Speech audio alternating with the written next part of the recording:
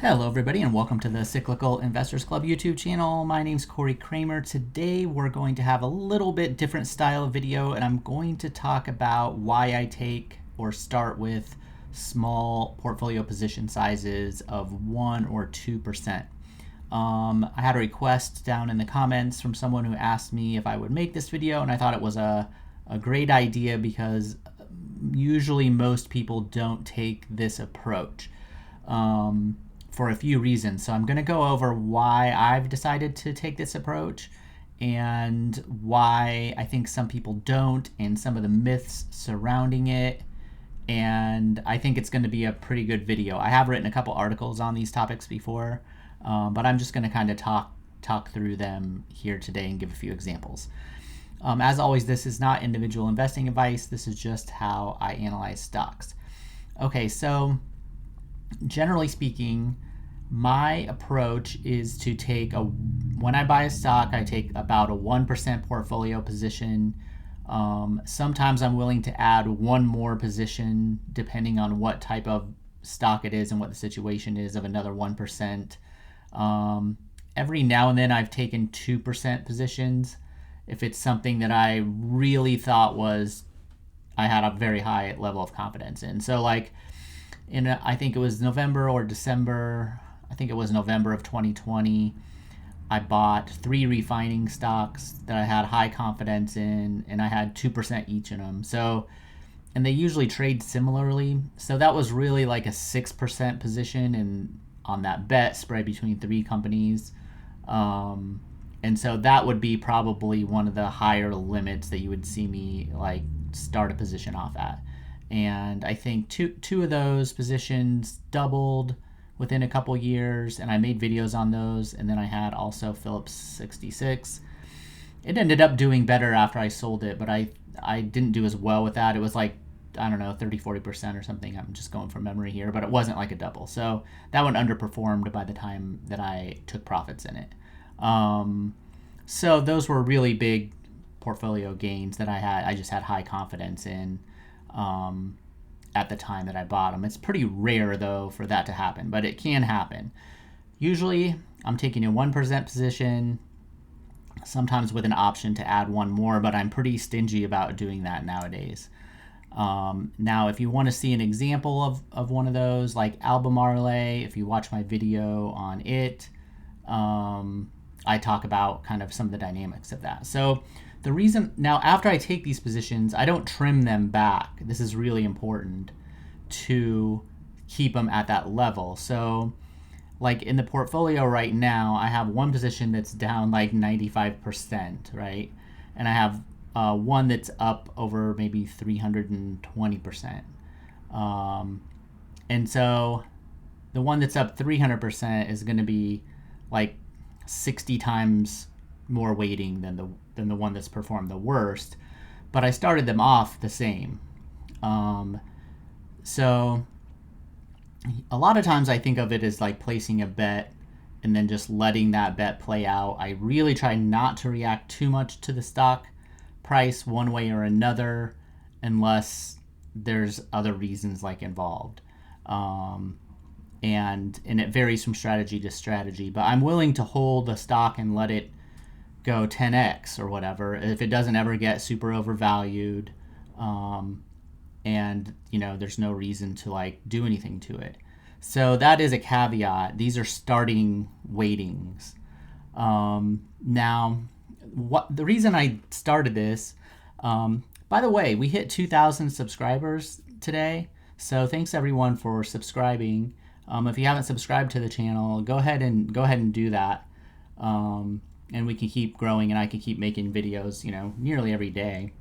So I started off specializing in cyclical businesses, and often they can fall like 80% sometimes, 50 to 80% off their highs.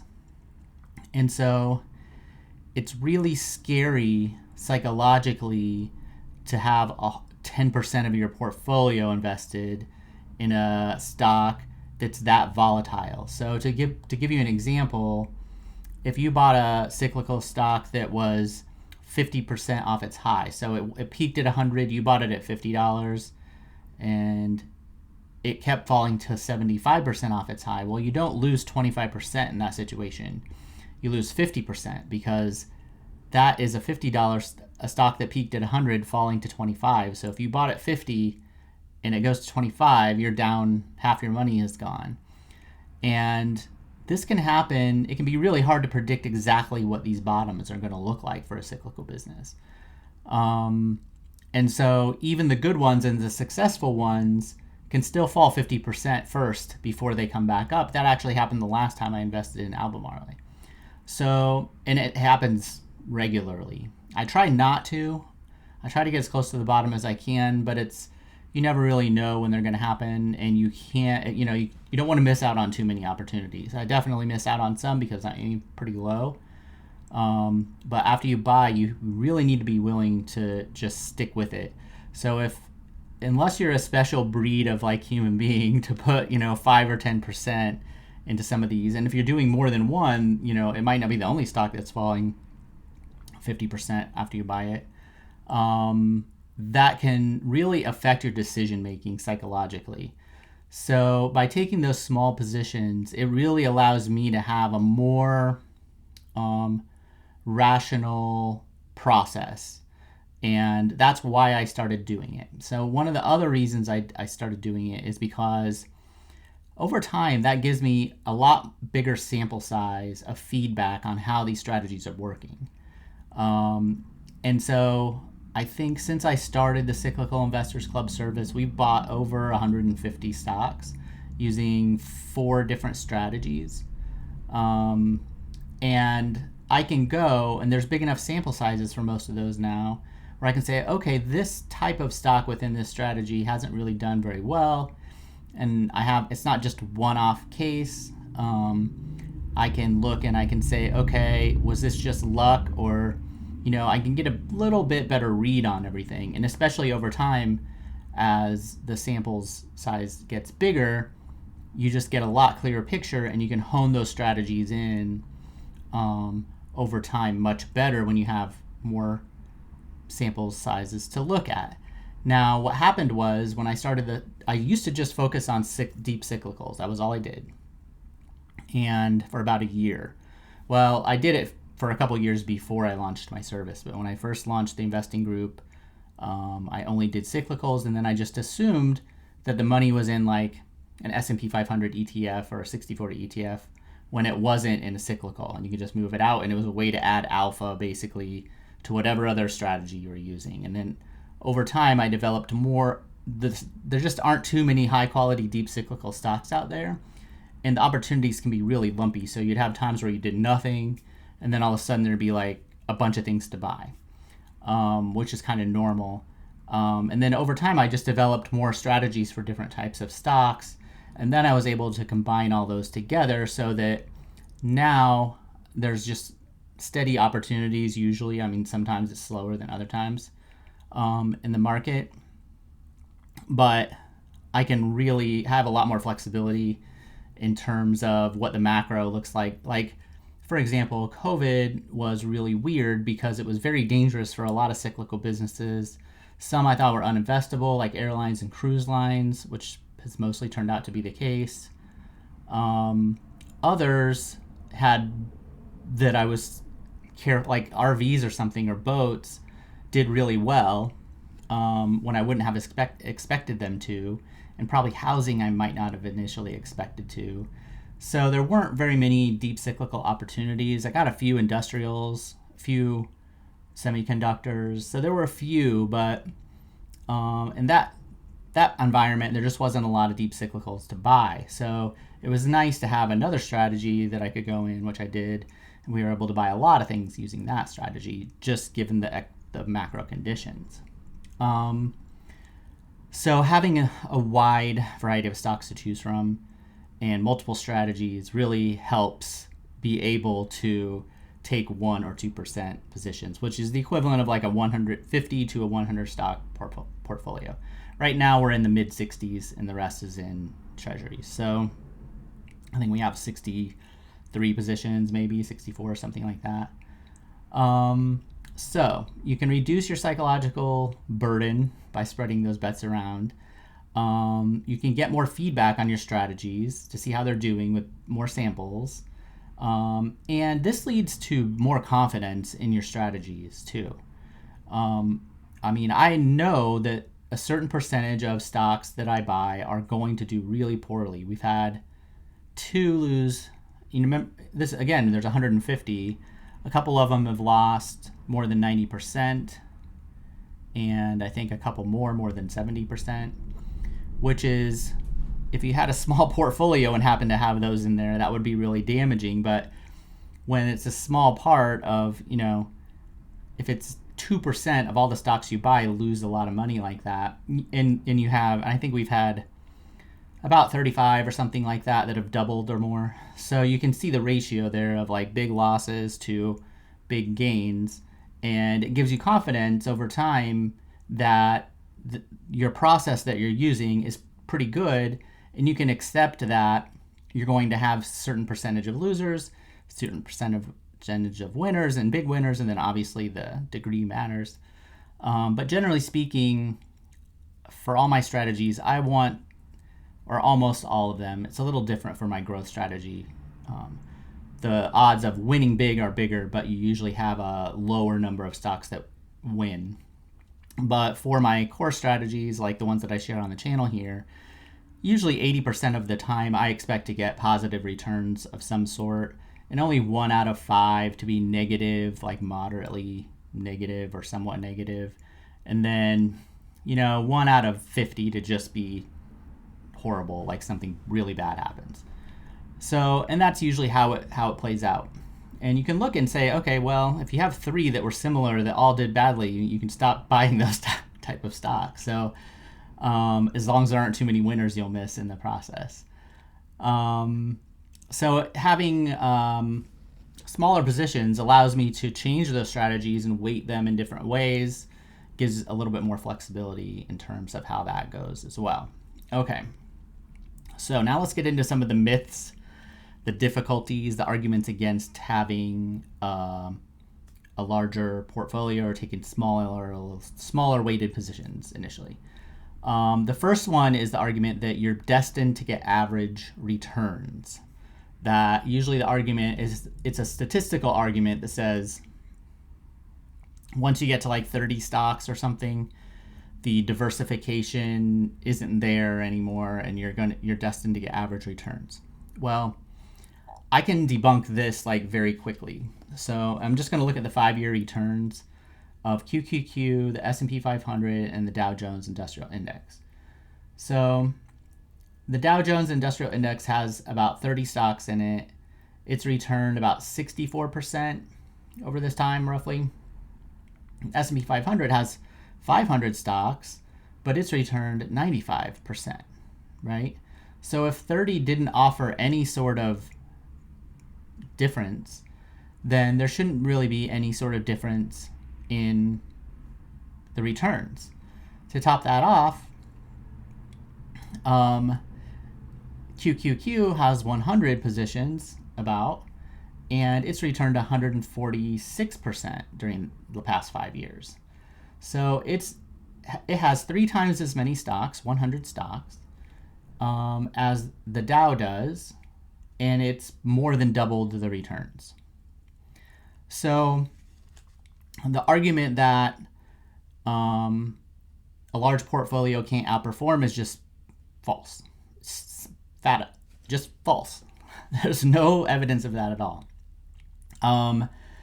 And what I would say is the reason why that's possible is because the big indices like the S&P 500 and QQQ let their winners run. Like, they don't trim them because they're big. So at any given time, there's going to be an Nvidia or an Apple or whatever that arises and takes up a bigger part of the market share of stock value. So as long as you're not trimming for diversification's sake, it's okay if you start everything off equally and let the winners earn their overweight position in your portfolio. I would say that there are a few things that you need to watch out for, like cyclicality. If you have a cyclical business that gets very is in a huge upcycle and becomes overweighted, those are the ones that I sell. Like I recently sold Micron. Because yes, it's in a secular growth phase, and I don't know where the top is going to be, but I had my goals ahead of time, and I made 100% about, and that was my plan all along, and so I took profits because it's a cyclical business, but at least primarily cyclical. If you have something like that's not cyclical, I don't know, Costco or something that's pretty steady, you can just let it run, and then it's just a case of whether you want to sell it when it gets really richly valued or not, and then that's just a judgment call on the individual investor. So but it doesn't affect the size that you started at. Now, if you're Warren Buffett or you're Charlie Munger and you're really smart and you see a super great deal like Coca-Cola in 1987, and a person wants to invest more in that because they just think it's just impossible to lose. I mean, I kind of did that with the refiners, right? Look, there's nothing wrong. I'm not saying there's anything wrong with that. But most investors are not talented enough to do it well over and over and get it right over and over. I mean, I've met a lot of people that have gotten rich on either on like Monster Beverage, right, over the years, or a few, I shouldn't say a lot. But I've never met any, and all the investors I've interacted with, who had both Monster and Nvidia and held them for the past, 15 years. I've never met. So nobody, it wasn't a matter of repeatable process, right? It was getting lucky and sticking with it and letting that particular winner run.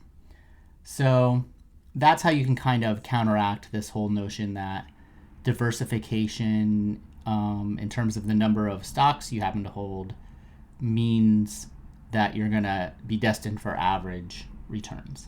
Okay? So the next big thing is, the next big pushback I usually get is it's too hard to manage all these investments if you have too many of them. And I think if you take a traditional approach to investing, that's probably true. But I've designed my investing approach to fit that style of investing, so that I put more time into the stocks that deserve it and less time in the stocks that don't, and I sift through stocks quickly. So if you watch any of my videos, I put a few of them out now where I'm just sifting through stock after stock after stock and throwing out the ones that don't fit what I'm doing, and then keeping the ones that might be worth tracking or looking into a little bit more deeply. And I can do that very quickly. And then what I do is I put those into a spreadsheet. So I usually show you guys like one stock at a time. The spreadsheet's part of my service, so it's not like fully public. But I do have a dividend one that I'm going to make it's not there yet, but pretty soon I'm going to make this available on Patreon for the free membership on there, for my dividend spreadsheet. So because I have like pretty strict standards, it's kind of rare for dividend stocks to be like buys based solely on their dividends, which is what this is based on. So I don't use it very much personally because I'm aiming for higher returns basically, and usually dividend companies are a little bit slower growth, and they're very popular right now. Although I do own Pfizer, so I mean, and I have T Rowe. So I have some of these, but it's not just because of the dividend, I guess. But what I want to show you is a sample or an example of how you can organize your investing process so that it's not hard to own a portfolio of 100 stocks. For one, I focused on medium-term time frame. So I don't look at these very often. I mean, once I buy them. Like I think my two best performers are like AutoZone right now and Tractor Supply. I look at those once a quarter for 10 minutes, and that's it, because they're doing what they need to do, and if they're not super overvalued, I don't need to do anything to them, and that's how you kind of want it. So once you get something that's really established and doing well, you're really only looking to see if the business is kind of starting to decline for some reason, or maybe just extremely crazy overvalued, And it takes a lot less time to manage that than people think. Even my deep cyclical strategy, which has more turnover because you're trying to buy near the bottom of a cycle and then sell after you meet your goals.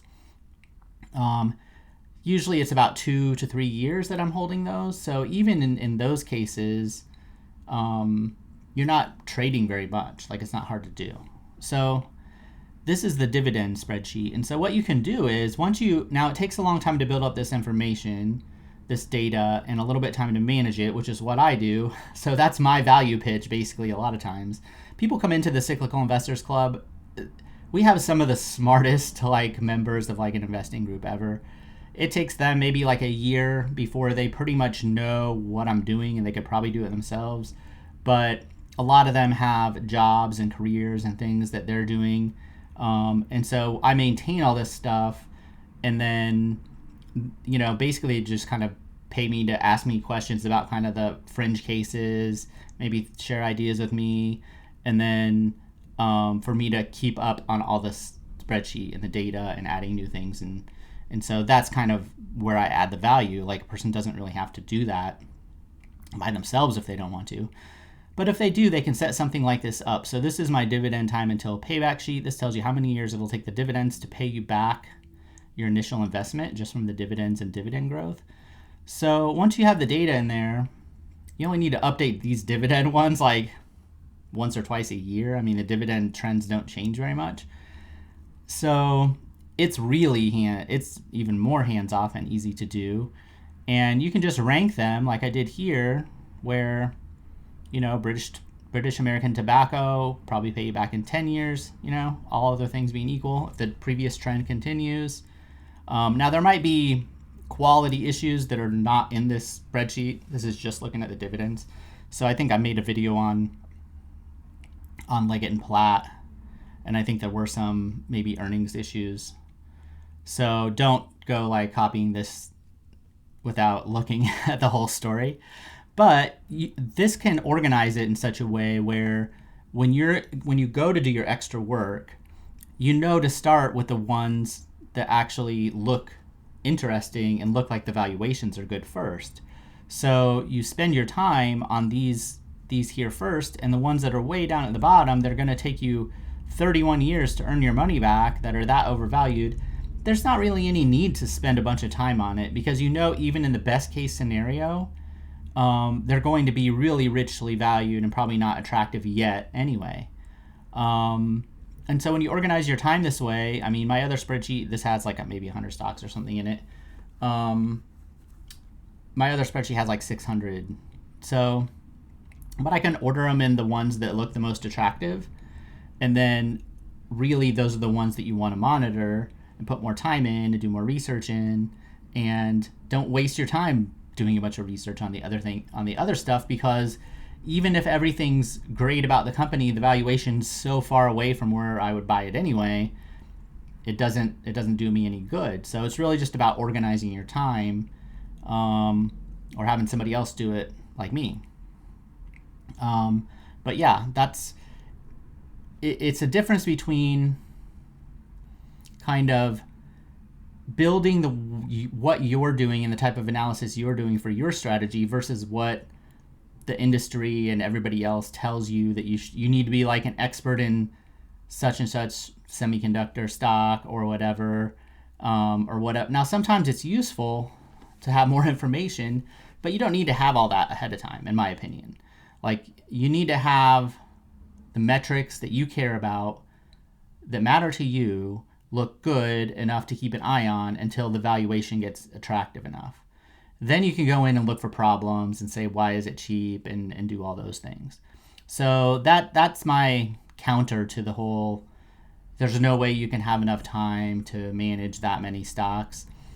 You could easily do, I spend about, on basic maintenance, maybe half an hour a day or something, in terms of just keeping up on the earnings and stuff. So it's not hard to do, if you know how to organize it properly. Okay, so hopefully that covers quite a few topics in terms of why I use these small pretty much equal weighted starting positions and the kind of the justification behind that, addressing some of the myths that says it shouldn't be done or can't be done, and show that with just a couple small modifications to how you do things, you can address all those things. And one of the benefits is I can react very quickly to a market downturn. So in the March 2020 crash, I was able to buy 30 stocks during that very quickly because all the work that I cared about, most of it was done. I was just waiting for the prices to get where I wanted them to. So in a very quick crash like that, I didn't have to spend like all day analyzing Lowe's or something, right? Or AutoZone or Tractor Supply, which are a couple that I still own from back then. So I was watching them. I knew I liked them. And when the prices hit, boom, it was done. You know, it wasn't spend a week reading every 10K they ever put out, right?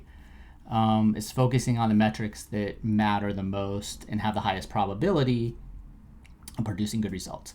All right, this video is probably pretty long, so if you think any of this makes sense, hit the subscribe button. If you have a request for any stock you'd like me to analyze, which is usually what I'm doing here, put it down in the comment section. I'll see everybody later. Bye.